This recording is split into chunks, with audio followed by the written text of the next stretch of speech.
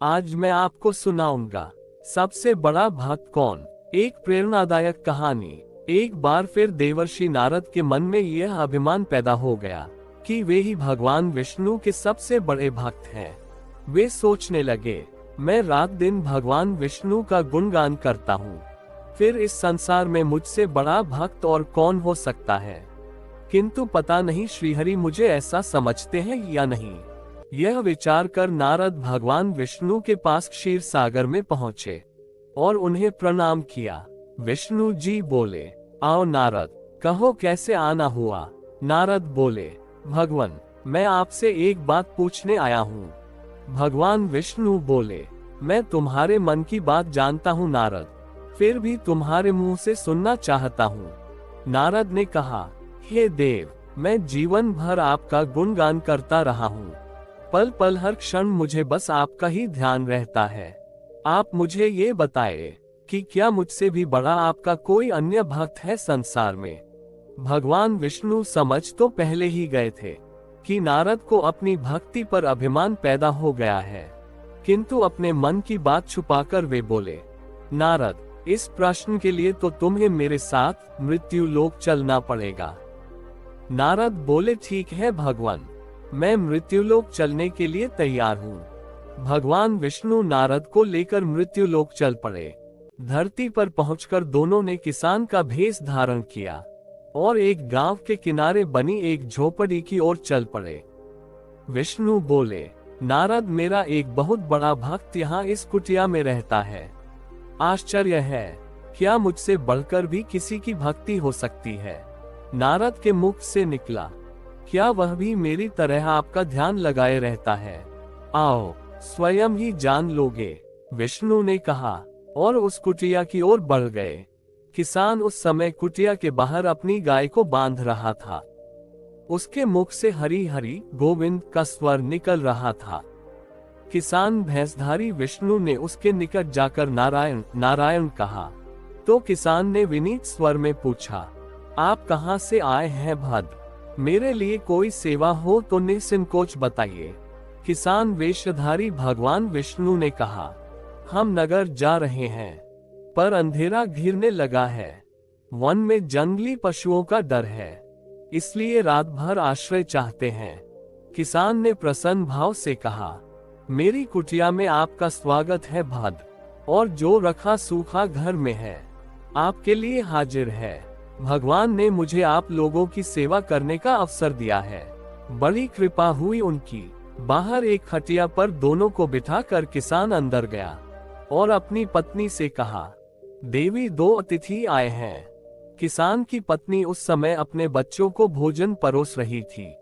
धीरे से आटे का बर्तन देखती हुई बोली, घर में इतना सा ही आटा है और ये बच्चे और भोजन मांग रहे हैं। किसान बोला, कोई बात नहीं, हम अतिथियों को भरपेट भोजन कराएंगे। तुम बच्चों को आज कांजी बनाकर पिला देना। नारद और भगवान विष्णु ने उन दोनों का सारा वार्तालाप सुना, फिर भी परीक्षा के लिए भोजन की थाली पर बैठ गए। जब दोनों भरपेट भोजन कर चुके तो नारद सोचने लगे, ये सीधा साधा गृहस्थ भगवान का सबसे बड़ा भक्त कैसे हो सकता है। उधर श्रीहरि ने किसान से और भोजन लाने की फरमाइश कर दी। बोले, मेरा पेट अभी नहीं भरा, क्या और भोजन मिलेगा। किसान रसोई घर में गया और जाकर पत्नी से पूछा, कुछ और भोजन बचा है क्या। पत्नी बोली, बच्चों के लिए कांजी बनाई है, बस वही शेष है। विष्णु और नारद वह भी पी गए। किसान और उसके परिवार को भूखे ही सोना पड़ा।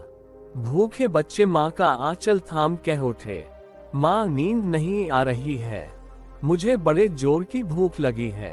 पिताजी ने उन अतिथियों को कांजी भी क्यों पिला दी। किसान ने बच्चे के सर पर हाथ फेरते हुए कहा, अतिथि को भोजन कराना स्वयं विष्णु भगवान को भोग लगाने के समान है बेटा। बाहर दालान में दोनों अतिथि अलग अलग बिस्तरों पर लेटे हुए थे। भगवान विष्णु ने कहा, तुमने सुना नारद, किसान और उसके परिवार को भोजन नहीं मिला, फिर भी वह मेरे गुण गा रहे हैं। ये तो कुछ भी नहीं है। मैंने तो कई कई दिनों तक भूखे रहकर आपका स्मरण किया है। नारद बोले, अगले दिन सुबह उन्होंने देखा किसान भगवान विष्णु की मूर्ति के सामने कह रहा था, गोविंद हरि हरि, तुम सदा मेरे मन में बसे रहो, बस मुझे कुछ और नहीं चाहिए। फिर दोनों अतिथियों से बोला, हरि की बड़ी कृपा है, वही जग का रखवाला है।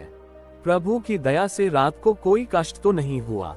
जब तक आपका जी चाहे तब तक आप दोनों यहाँ रहे, मैं खेत पर जा रहा हूँ। किसान भैंसधारी श्री हरि बोले, हम भी तुम्हारे साथ चलेंगे, यदि तुम्हें कोई आपत्ति न हो तो।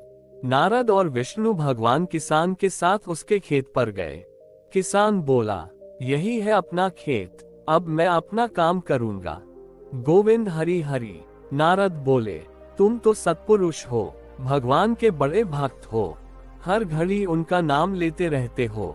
किसान बोला, अरे कहाँ, काम से जब भी थोड़ा बहुत समय मिलता है तभी उनका नाम लेता हूँ। नारद ने पूछा, कब कब मिलता है समय? किसान बोला, सुबह उठता हूँ तब, रात को सोता हूँ तब, और दिन में जब भी काम से समय मिल जाए। ओह समझा, नारद के मुख से निकला। दोनों जब किसान से विदा लेकर चले तो नारद ने व्यंग्यात्मक स्वर में कहा, आपने सुना भगवान, वह सुबह शाम 2 बार ही आपका स्मरण करता है, जबकि मैं हर समय ध्यान करता हूँ, फिर भी आप उसे महान भक्त बताते हैं। नारद की बात सुनकर श्रीहरि चुप रहे, किंतु मन ही मन उन्होंने कहा, कारण भी जान जाओगे नारद। विष्णु ने एक कलश को तेल से लबालब भरकर नारद को दे दिया और बोले, नारद, इसे अपने सिर पर रखकर बिना हाथ लगाए सामने वाली पहाड़ी तक ले चलो। ध्यान रहे इस कलश में रखे तेल की एक बूंद भी जमीन पर गिरने ना पाए। नारद बोले, ये कार्य सहज तो नहीं है। ये कहकर नारद ने कलश सिर पर रख लिया और पहाड़ी की ओर चल दिए। नारद पहाड़ी तक गए और लौट आए। विष्णु बोले, लौट आए नारद, ठीक है, अब ये बताओ कि इतनी दूर जाने और आने में तुमने कितनी बार मेरा स्मरण किया है? नारद बोले, एक बार भी नहीं भगवान, करता भी कैसे, मेरा सारा ध्यान तो तेल और कलश की तरफ लगा हुआ था। श्रीहरि बोले, तब तुम ही सोचो, वह किसान दिन भर कठिन परिश्रम करता है, फिर भी 2-4 बार मेरा स्मरण जरूर करता है, और तुम एक बार भी मेरा स्मरण नहीं कर पाए। विष्णु की बात सुनकर नारद के अंतर चक्षु खुल गए। वह श्रीहरि के चरणों में गिरकर बोले, मान गया प्रभु, जो संसार के झंझटों में रहकर भी आपका स्मरण करते हैं, वे ही सबसे बड़े भक्त हैं। धन्यवाद।